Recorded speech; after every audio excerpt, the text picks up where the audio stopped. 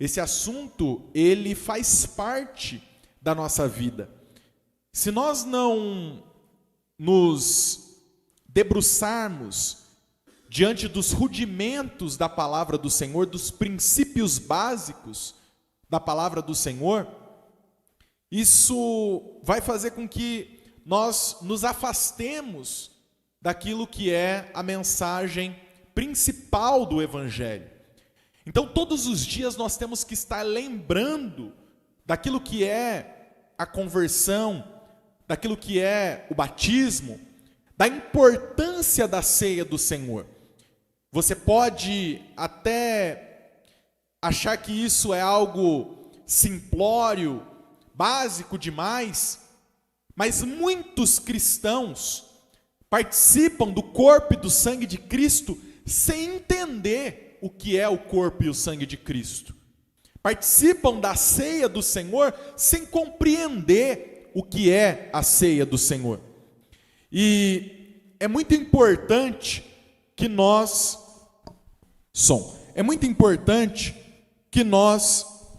participemos da ceia do Senhor e que a gente tenha o entendimento daquilo que nós estamos fazendo. E também outros temas como ser cheio do Espírito Santo e o fruto do Espírito Santo. Nesta noite, coube a minha responsabilidade de estar trazendo para os irmãos o estudo sobre a conversão. Eu estive orando a Deus, pedindo ao Senhor um direcionamento de qual palavra eu deveria trazer aos irmãos. Estudei a respeito de muitas conversões dentro da Bíblia Sagrada, sobre a conversão de Paulo, sobre a conversão de Cornélio, sobre a conversão do endemoniado gadareno. Mas essa conversão que nós fizemos a leitura hoje, que se encontra lá em Lucas, capítulo de número 19, do verso 1 ao 10, que é a conversão de Zaqueu, essa conversão ela gritou aos meus olhos e também ferveu dentro do meu coração para trazer aos irmãos nesta noite um estudo falando a respeito da conversão e mostrando um exemplo fiel do que é a conversão e quais são os efeitos da conversão na vida de um homem. Quando eu falo de conversão, a palavra conversão, ela é muito utilizada no trânsito. Quando você utiliza o seu GPS, se ele funciona, porque tem uns aí que não funcionam, te manda para o caminho errado. Se você utiliza o GPS e ele te dá a instrução correta, em determinados momentos ele vai olhar para você, o GPS vai dizer para você, faça uma conversão à direita, uma conversão à esquerda. A palavra conversão significa mudança de rota, mudança de direção. Então você está indo em uma determinada direção e o fato de você fazer uma conversão vai fazer com que você mude totalmente a rota, mude totalmente a direção e vá na direção oposta a que você estava indo.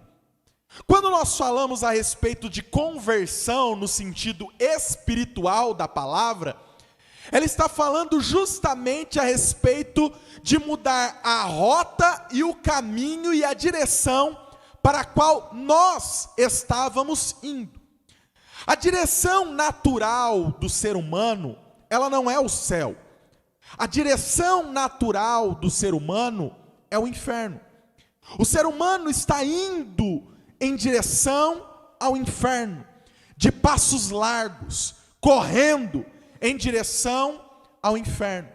Porque as nossas obras são más, porque nós não cremos em Deus e não cremos no seu Filho. Então, a humanidade como um todo, o caminho natural da humanidade como um todo é o inferno. Mas a conversão é o que faz nós mudarmos a rota, é o que faz nós mudarmos a direção. E ao invés de irmos a passos largos para o inferno, mudarmos a nossa rota e a nossa direção para irmos até as mansões celestiais da glória e do Cordeiro que tem preparado desde a fundação do mundo, que é o céu. Mas para que nós mudemos essa rota e vamos nesta direção oposta à direção que o sistema humano está encaminhando, é necessário a conversão. E este texto, ele nos mostra muito bem, eu peço para que você fique com a sua Bíblia aberta, porque nós vamos expor aqui nesta noite a palavra de Deus, versículo a versículo, baseado no texto da conversão deste homem chamado Zaqueu. E a Bíblia Sagrada, ela inicia nos apresentando justamente quem é este homem, nos dando justamente informações sobre o que este homem faz, sobre para qual direção ele está indo. E o texto diz: e tendo Jesus entrado em Jericó, ia passando, e eis que havia ali um homem chamado Zaqueu, e este era um chefe dos publicanos, e era rico. Essa apresentação de Zaqueu, ela é uma apresentação muito interessante, porque se nós olharmos pelos olhos dos dias atuais, e não nos depararmos com uma informação que está sendo colocada no currículo de apresentação de Zaqueu, nós vamos achar que Zaqueu, ele por ser chefe e por ser rico, que Zaqueu ele é um homem bem visto na sociedade, que Zaqueu ele é um homem que ele tem uma importância e uma relevância aonde ele está para os judeus naquele momento. E não é bem isso que o texto está nos mostrando. Por quê? Porque o texto não só simplesmente diz que Zaqueu é um homem rico, que ele é um homem de posses. Não. O texto coloca um elemento dentro deste versículo, do verso 2, que é a palavra publicano.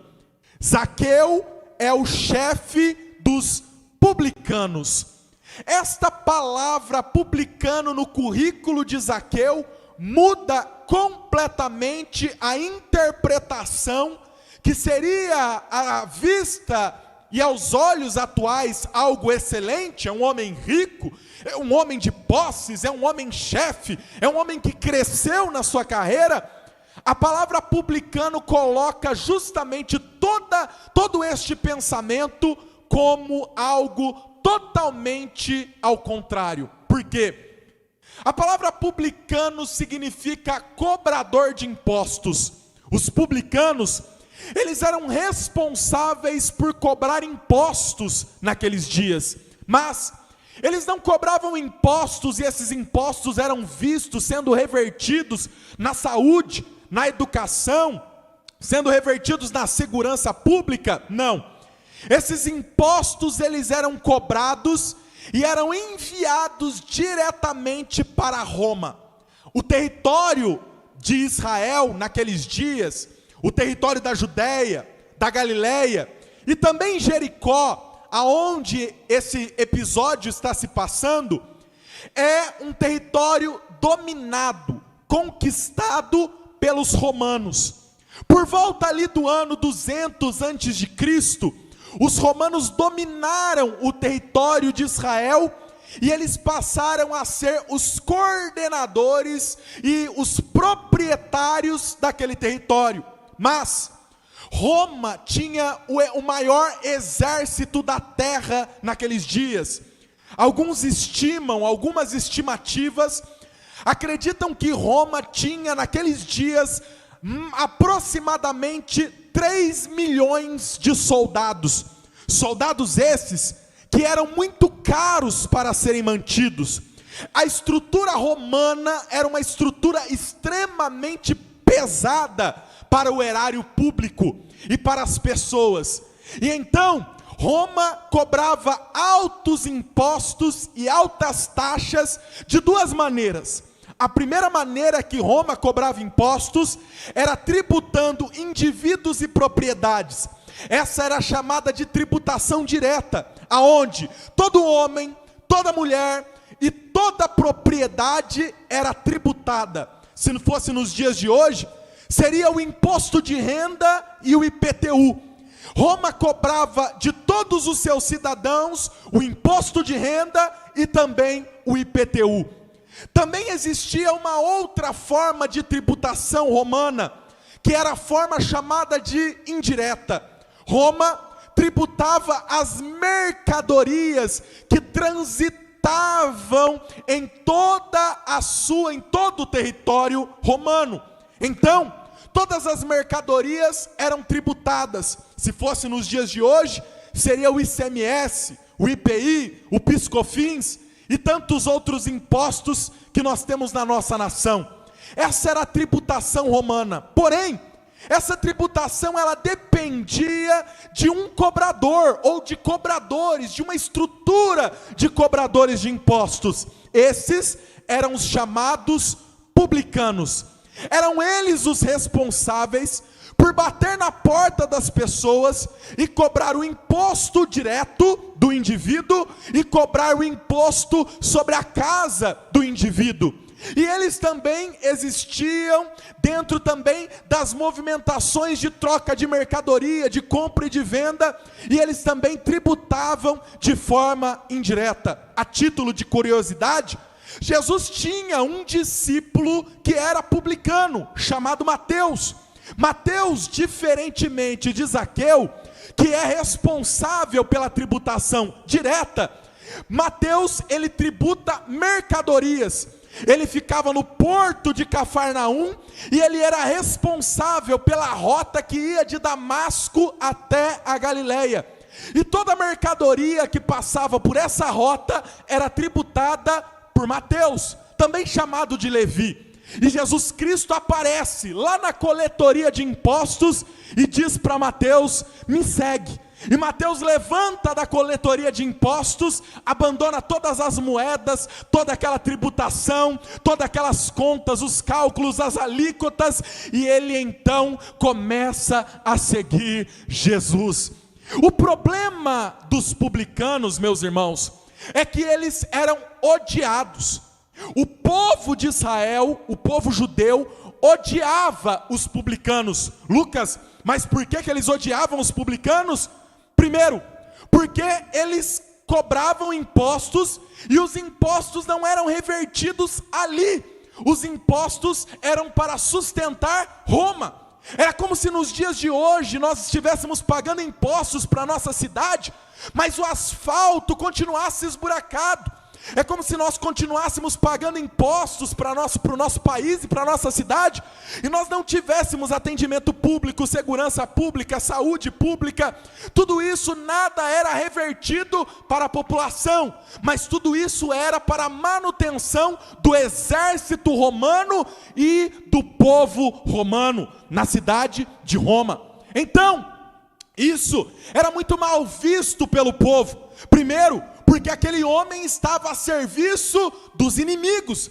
Ele estava a serviço daqueles que iam cobrar impostos e tributar as viúvas, que não tinham dinheiro para pagar nem a comida, nem o aluguel. E eles iam lá e sem dó nem piedade, iam tributar a viúva, tributar o órfão e levar o dinheiro para que fosse depositado nos cofres romanos. Esses eram os publicanos. O segundo motivo de por que os publicanos eram odiados é porque, além dos altos salários e das altas remunerações que os publicanos tinham, acima de tudo eles ainda colocavam em cima do imposto um ágio, uma comissão, um juro, uma multa. E isso fazia com que o povo odiasse ainda mais. Por quê? Porque quando você ia pagar o imposto da sua casa e da sua família, chegava lá, você chegava com R$100 para pagar. Esse era o valor que você calculava, baseado na alíquota romana, baseado nos percentuais de Roma. Mas, quando você chegava no publicano, a conta dele dava acima, dava 120, 140, 150, e você tinha que tirar o pão dos seus filhos para pagar os impostos, porque senão você ia preso, senão você ia para a cadeia. E isso era o que fazia com que o povo odiasse os publicanos. E essa diferença do valor calculado correto e do valor que o publicano calculava, eles pegavam, embolsavam, e não tinha nada, nenhum problema com isso, estava tudo certo diante de Roma. A questão é que o próprio João Batista condena esse comportamento dos publicanos.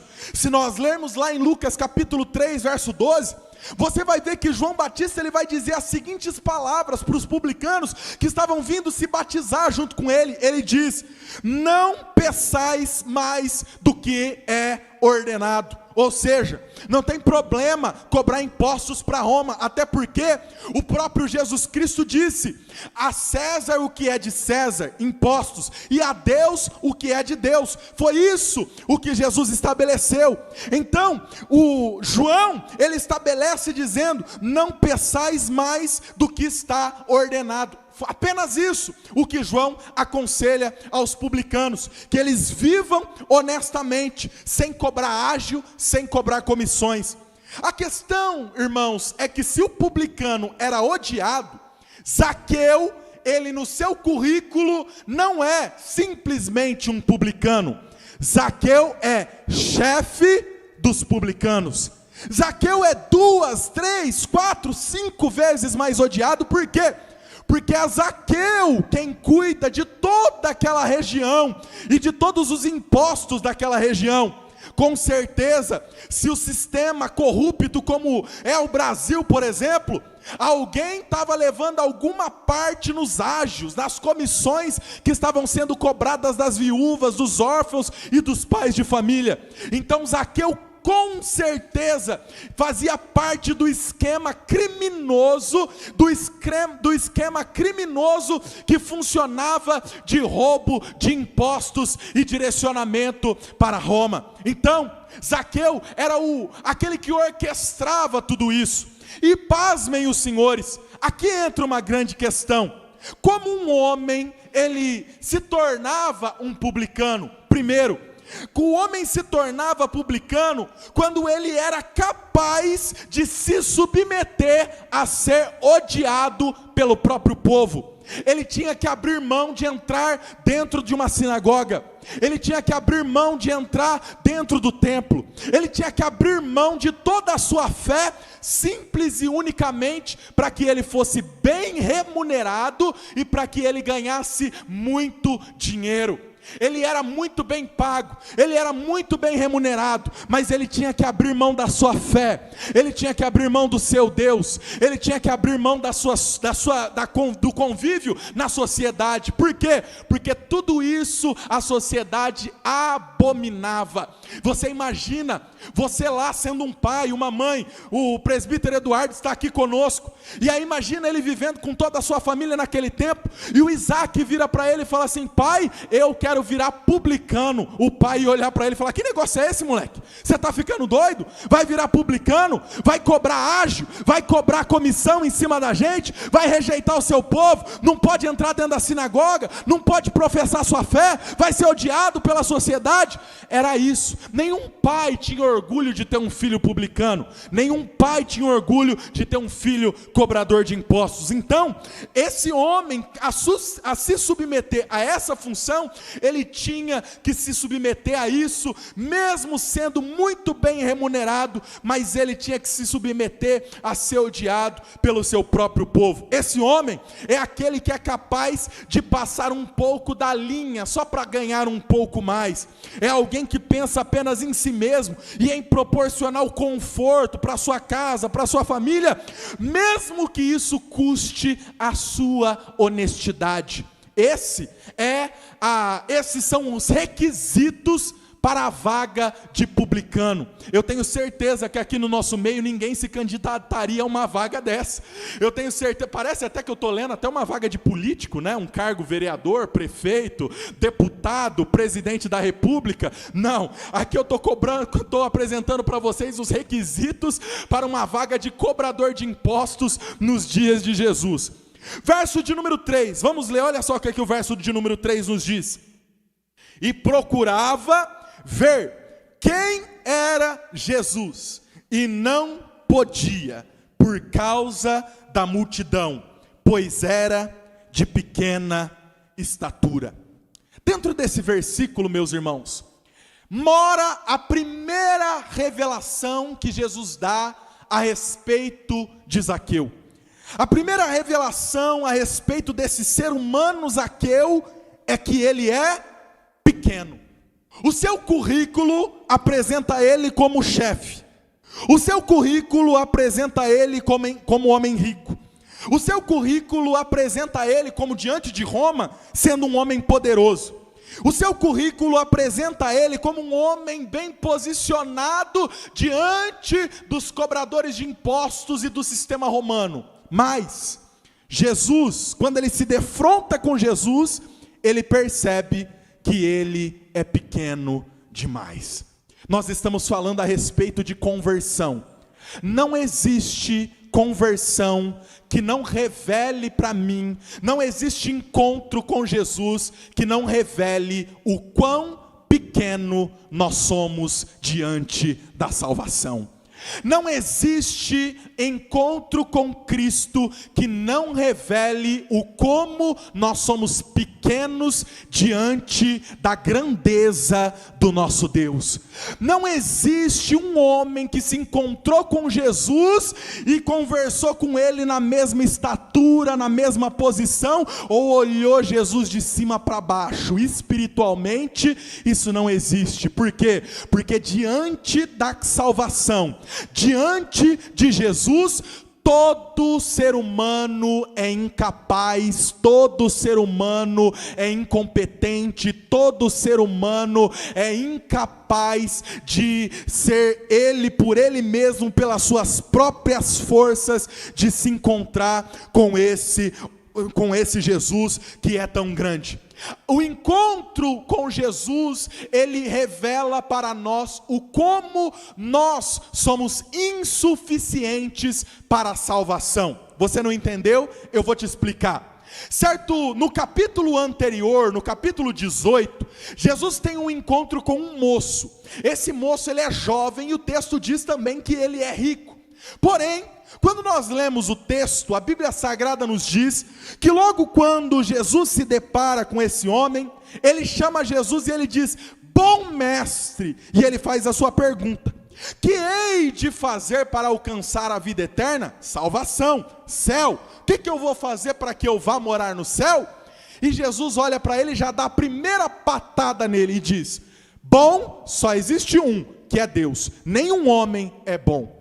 Olha só que interessante, Jesus ele está diante de um camarada que, talvez aos olhos dos discípulos, talvez aos olhos dos pastores, talvez aos olhos dos obreiros, olha e fala assim: Jesus, trata esse daí com carinho, porque esse daí, o camarada vai ser um grande dizimista e ofertante dentro da sua casa. Esse aí, ele vai ser um grande investidor na obra missionária. Então passa um pouquinho a mãozinha na cabeça dele, porque ele, se ele começar a seguir o Senhor, nossos problemas financeiros acabaram. Quem sabe até Judas, que era o tesoureiro do grupo, já estava até pensando no dólar, no cifrão, no euro, no ouro, na prata, que o camarada ia jogar ali dentro da salva dele. Mas não, Jesus, quando esse camarada se apresenta para ele, já vai logo a primeira patada: bom é só Deus. Mas ora, Jesus não é Deus? É. Mas Jesus não queria manifestar para ele aquilo que Jesus era, ser bom, porque Jesus é bom. Mas Jesus queria manifestar para ele o quê? O que ele se achava para si mesmo. O que é isso? Ele se achava bom, ele se achava o tal, ele se achava o top, o melhor que todos. Mas Jesus revela para ele o seguinte: dentro dos homens, se você quer saber a respeito de salvação, ninguém é bom. O apóstolo Paulo confirma o que Jesus está dizendo quando ele diz que todos os homens pecaram e todos foram destituídos da glória de Deus. Nós que estamos aqui não podemos achar que nós somos maiores do que alguma coisa. Nós que estamos aqui nesta noite, nós não somos melhores do que ninguém que está aí fora. Nós não somos melhores do que a pior prostituta que está dentro do prostíbulo agora e que já dormiu ao longo do dia com mais de 50 homens. Ninguém aqui é melhor do que ela. Todos os seres humanos, todos nós somos insuficientes em nós mesmos, somos incapazes para a salvação em nós. Nenhum de nós aqui é bom, todo mundo aqui é mau. De vez em quando você encontra com os camaradas igual esse daqui, que é o bom, que é o tal, que faz, que acontece. É nada, é Jesus que faz, é Jesus que acontece, é Jesus que opera, é Jesus que age. Eu não posso nada, você não pode nada, quem pode tudo é Ele. E Jesus então responde para ele: você quer saber a respeito de salvação? Então eu vou te explicar, guarde os mandamentos. E o jovem então olha para Jesus e fala: quais mandamentos? Porque eu já tenho guardado todos. Jesus olha para ele e diz: olha, não mate, não roube, não adultere, honra teu pai e tua mãe, não tem outros deuses além de ti. Cita para ele os 10 mandamentos. E ele olha para Jesus e fala: eu já tenho guardado tudo isso, mas e aí, falta ainda alguma coisa? Jesus olha para ele e fala assim: falta ainda alguma coisa. Se você quer ser perfeito, vai, pega tudo que você tem, vende e distribui para os pobres. Sabe o que acontece com aquele homem, irmãos, com aquele jovem, com aquele moço que era rico, dono de muitas propriedades? A Bíblia Sagrada diz que ele volta para casa triste, cabisbaixo. Por quê? Porque ele era muito rico, dono de muitas propriedades. Ele não queria abrir mão da riqueza para seguir Jesus, para ir atrás de Jesus. Jesus então olha para os seus discípulos e diz: mais fácil é um camelo passar pelo buraco de uma agulha, e não é a agulha que nós temos nos dias de hoje, era um buraco na parede. Mais fácil é um camelo passar debaixo de uma agulha, dentro do buraco de uma agulha, do que um rico entrar no reino dos céus. Sabe o que os discípulos olharam para Jesus e disseram? Senhor, mas deixa eu te perguntar, esse camarada é o exemplo de obreiro. Ele é um camarada rico, abençoado, ele é um camarada que guarda os mandamentos, ele não bebe, ele não fuma, ele não rouba, ele não mata, ele não adultera, ele não prostitui, ele faz tudo que o mandamento manda. Por que que ele não vai herdar a vida eterna? E Jesus olha para eles e diz: aquilo que é impossível para o homem é possível para Deus. Deixa eu te dizer uma coisa, nós somos como Zaqueu, pequenos diante da figura e da imagem de Jesus Cristo. Nós somos como Zaqueu, pequenos diante da porta da salvação.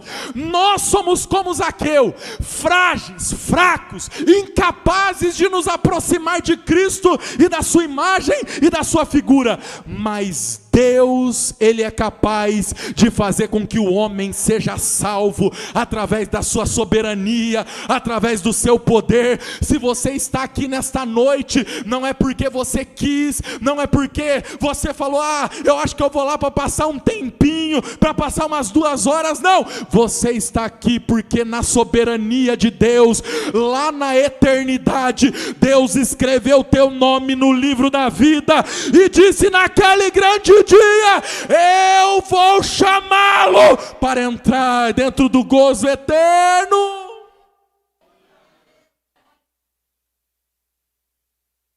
É impossível para o homem, mas é possível para Deus. É impossível para o Lucas, mas é possível para Jesus.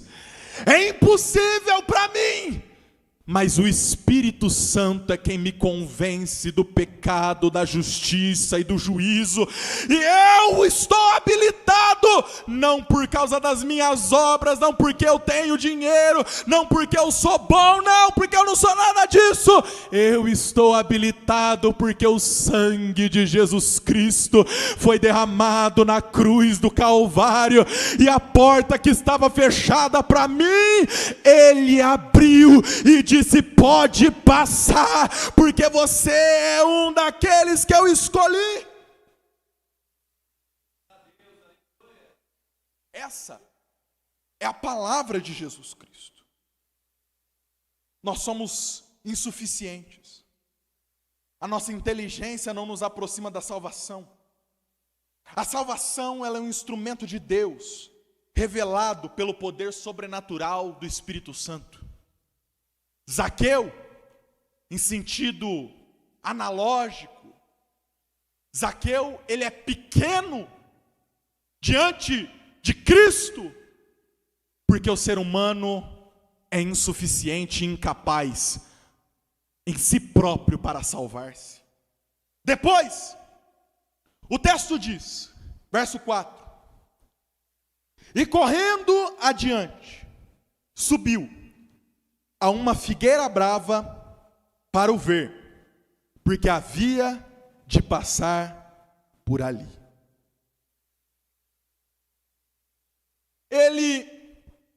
Esse Zaqueu, ele é pequeno, mas se tem uma coisa que ninguém pode dizer que ele não é esperto, porque toda a multidão estava ali com Jesus. Jesus estava passando por Jericó, e tinha uma multidão gigantesca junto com Jesus, e Zaqueu, ele olha para a multidão, ele se aproxima, ele tenta se aproximar de Jesus, mas ele vê que por causa da sua pequena estatura, ele não consegue. Mas Zaqueu não é bobo, Zaqueu não enriqueceu, Zaqueu não virou chefe dos publicanos, porque Zaqueu caiu no colo dele, não. Zaqueu pensava, Zaqueu sabia elaborar estratégias, Zaqueu sabia elaborar planos, fazer conta, fazer cálculo. E ele faz uma conta rápida. Ele vê que Jesus está vindo por essa direção, e ele vai naquela direção. E quando ele olha naquela direção, ele vê uma árvore grande e frondosa, chamada de figueira brava. E ele pensa rapidamente, ora, se Jesus vai passar aqui, e ele vai nesta direção, porque ele está entrando em Jericó e vai sair de Jericó, então é fácil, eu vou conseguir ver Jesus, eu vou conseguir olhar Jesus de longe, subindo naquela figueira brava. Ele elaborou o plano, ele elaborou a estratégia, ele pensou em tudo que ele poderia fazer para que ele conseguisse ver Jesus, mesmo que de longe. A questão é que no sentido alegórico que nós estamos falando aqui a respeito da conversão, a figueira brava, ela é uma árvore frutífera que produz figo. Porém, a diferença entre a figueira comum e a figueira brava é que o figo da figueira brava, ele é um figo ruim. Ele é um fruto azedo e amargo. Aquela figueira brava, ela está lá até os dias de hoje, na cidade de Jericó. E o fruto que aquele figo da figueira brava, o fruto que ela dá, ninguém compra, porque não tem valor nenhum. Porque é um fruto amargo. Ele era deixado lá para morador de rua, para sem teto, para quem não tinha dinheiro, para pegar aquele figo amargo, ruim, azedo, e comer. Por que a figueira brava, ela dá esse figo ruim? Porque a seiva da figueira brava, a seiva que corre e que nutre toda aquela árvore, ela é uma seiva leitosa, tóxica e venenosa. Quando você vai manusear a seiva da figueira brava, você tem que utilizar roupas apropriadas, porque se você entrar em contato com ela, ela pode te intoxicar e te envenenar. Zaqueu, dentro dessa figura aqui, ele é o ser humano. ele é nós. Zaqueu sou eu. Zaqueu é o Lucas. Que para se aproximar de Jesus, tenta encontrar artimanhas, estratégias, para que ele consiga, através das suas artimanhas e das suas estratégias, ter um encontro com Jesus. Zaqueu, ele é o Lucas, tentando através da minha própria força, do meu próprio braço, encontrar um jeito de ter um encontro com Cristo. Ele sobe nessa figueira brava. Sabe qual que é o outro nome da figueira brava? Se você procurar na internet e der um Google figueira brava, você vai encontrar um outro nome que é figueira do diabo.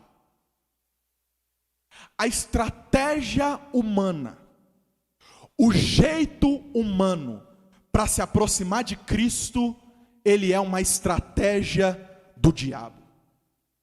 Ele não é uma estratégia simplesmente do homem. Lucas, do que você está falando?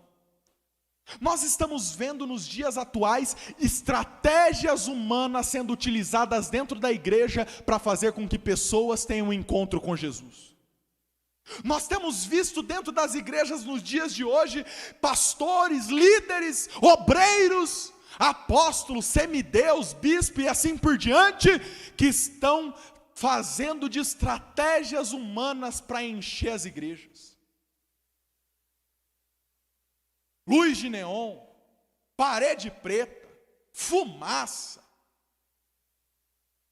profetada, mentiras a respeito de curas, pessoas que são atores dentro da igreja, que estão mentindo que foram curados, que estão encenando possessões malignas.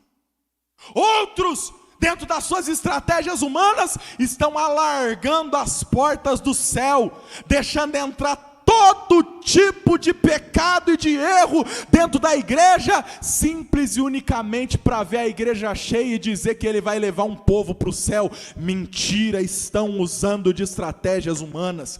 Isso aí é uma figueira brava.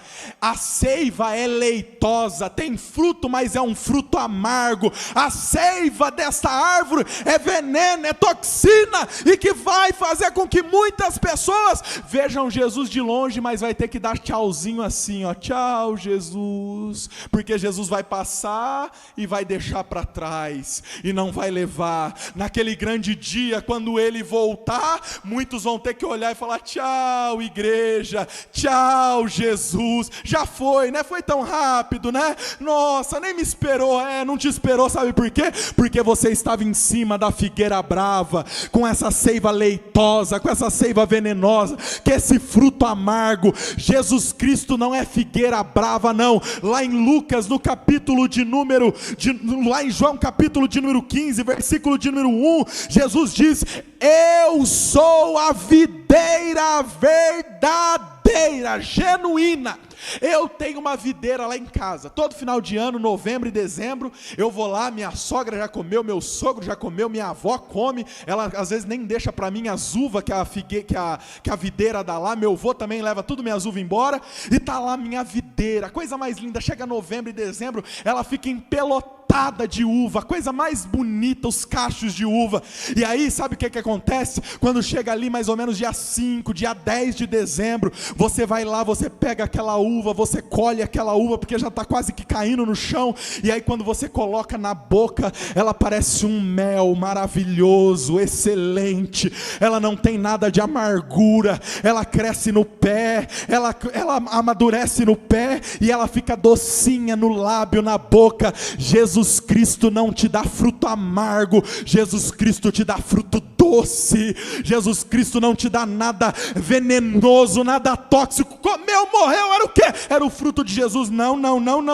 Jesus é videira verdadeira. Aleluia.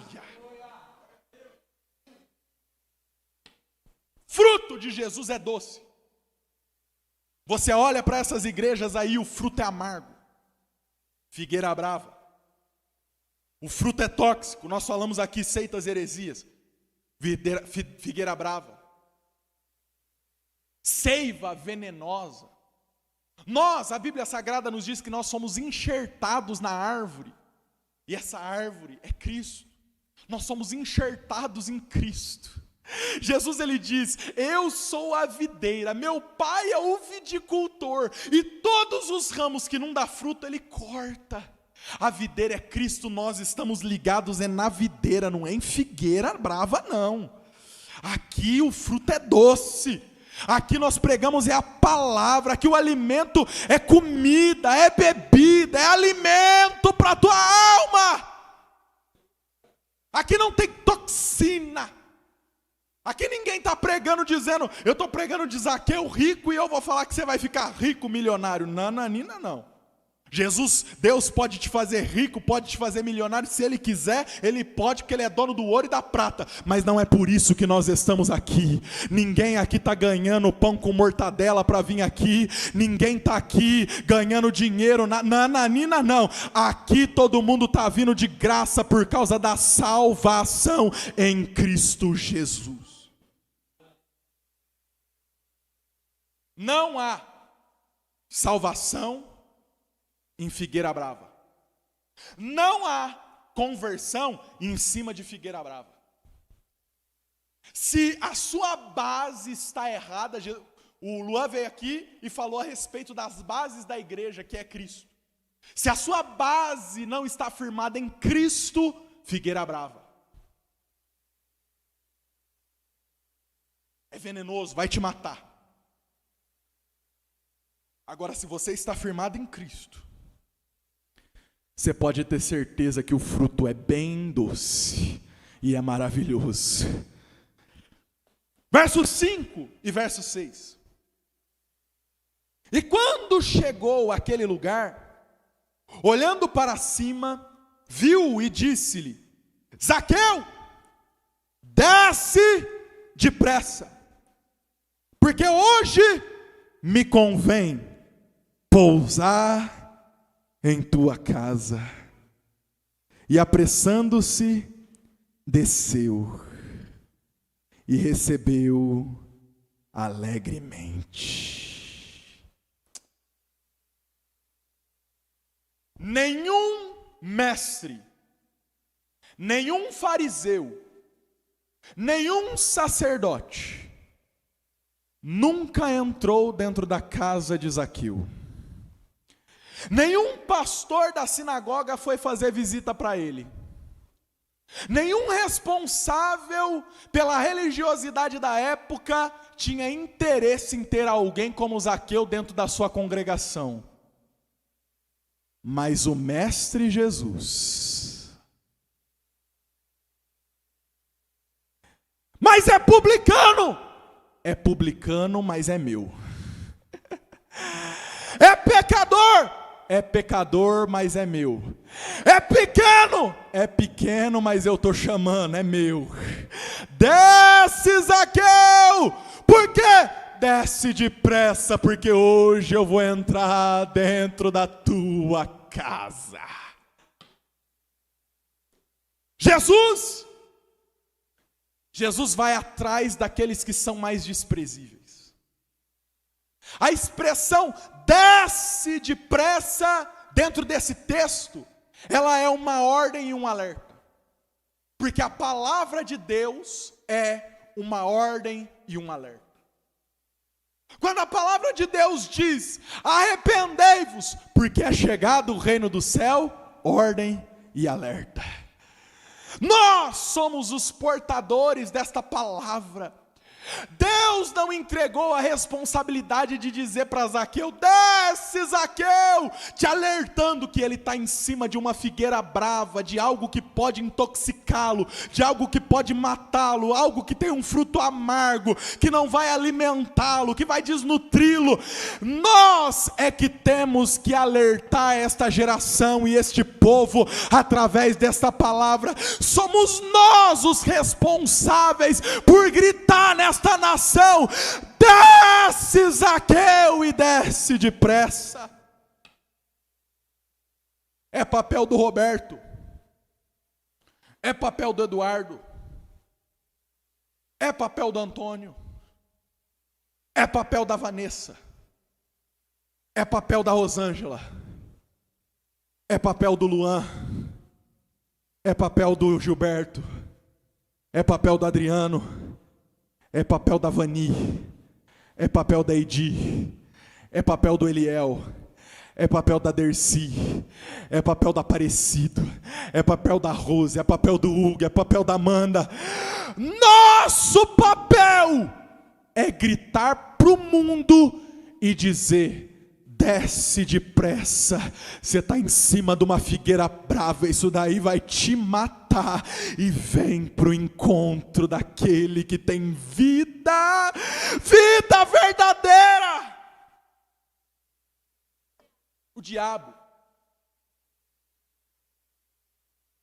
O diabo prende o homem com uma visão que dá para ele ver o horizonte. Zaqueu, de cima da árvore, ele contempla Jericó inteira. Ele vê todo o horizonte. E Satanás, ele não está preocupado em nos prender em um lugar como uma prisão aonde nós não temos visão de nada. O diabo nos prende em prisões de horizontes. Mas quando Zaqueu desce, ele é libertado para ele viver uma vida no caminho. Quando Zaqueu desceu, não tinha mais horizonte, mas tinha caminho. Jesus Cristo não te promete horizontes, horizontes de possibilidades, horizontes de escolhas, horizontes de eu posso tudo, eu quero tudo, eu sou tal, eu arrebento com tudo, eu estou acima de todo mundo. Nananina não, desce depressa e vai andar no caminho. Para chegar na casa de Zaqueu é através do caminho. Para chegar na casa de Zaqueu é passando pelo caminho, é trilhando o caminho. A liberdade está no caminho e não nas possibilidades que o horizonte me dá vislumbre. Muitas pessoas, esses dias atrás, para a gente partir para o finalmente, esses dias atrás eu ouvi uma expressão no meio do futebol. Um tal de Neymar foi comprado por um clube chamado Paris Saint-Germain. E quando eu estava vendo as notícias, o que eles falavam a respeito desse clube era: lá é uma prisão de ouro. Eu fiquei, meu Deus do céu, mas que negócio é esse? Prisão de ouro? Por que lá é uma prisão de ouro? Porque depois que o atleta assinou o contrato com esse clube, o clube não vende mais o atleta não sai mais de lá. Ele ganha milhões e milhões de reais por dia, mas se ele quiser ir embora, ele não pode. O diabo é assim. Ele não está preocupado se você está ganhando milhões de reais por dia. Não. O que o diabo quer é te prender dentro de uma prisão de ouro. Por isso que muitos aí fora estão iludidos. Ele olha e fala: eu preciso de Deus para quê? Eu tenho tudo. Eu tenho dinheiro, eu tenho fama, eu tenho carro, eu tenho casa, eu tenho mulheres. Para que eu preciso de Deus? É esse mesmo que precisa de Deus. Por quê? Porque está aprisionado nas prisões de horizontes do diabo. Mas Jesus Cristo não me oferece horizontes, mas me oferece um caminho. E Ele diz: eu sou o caminho, a verdade e a vida. Ninguém vem ao Pai se não passar por mim. É isso que Jesus Cristo nos oferece através da tua palavra. Zaqueu, desce depressa, porque hoje eu vou entrar dentro da tua casa.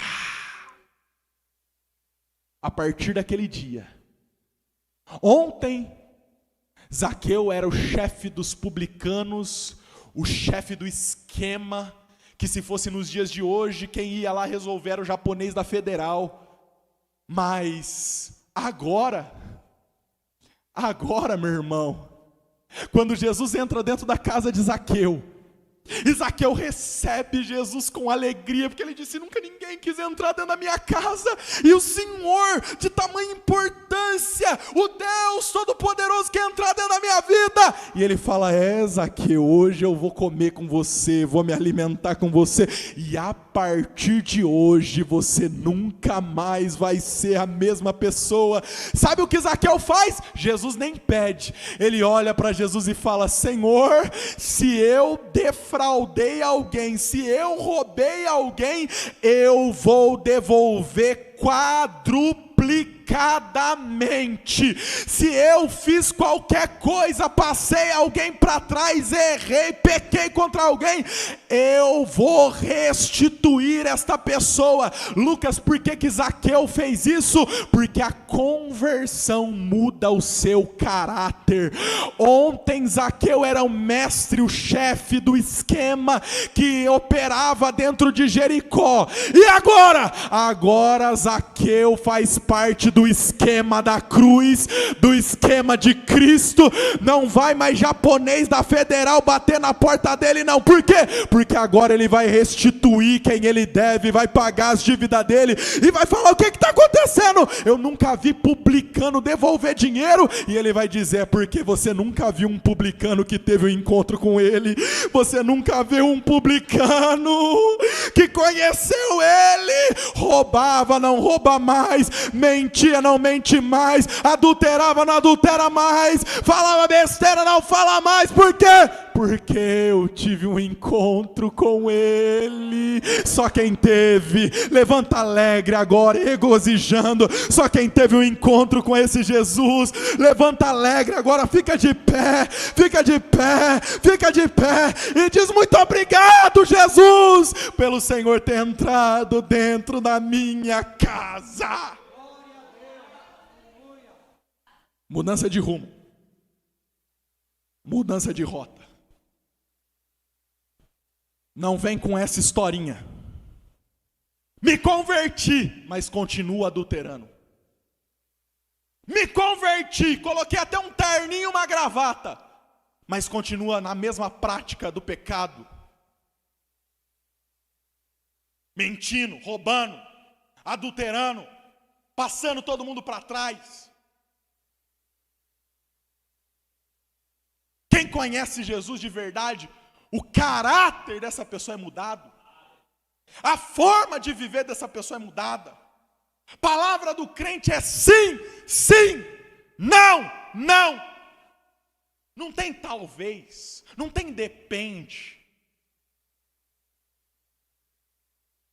É assim. Isso é evangelho genuíno. Isso é palavra de Deus. E olha como Jesus finaliza. E disse-lhe Jesus: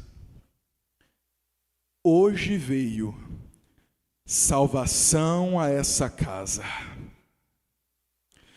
pois também este é filho de Abraão.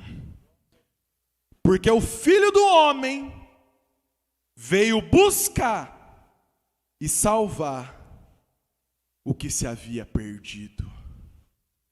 Os discípulos que não tinham entendido nada com o jovem rico, que olharam e falaram: Jesus, como que nós perdemos esse empresário para a obra, esse mantenedor? Agora Jesus está olhando para eles falando: tá vendo? Para o homem é impossível, mas para mim é possível.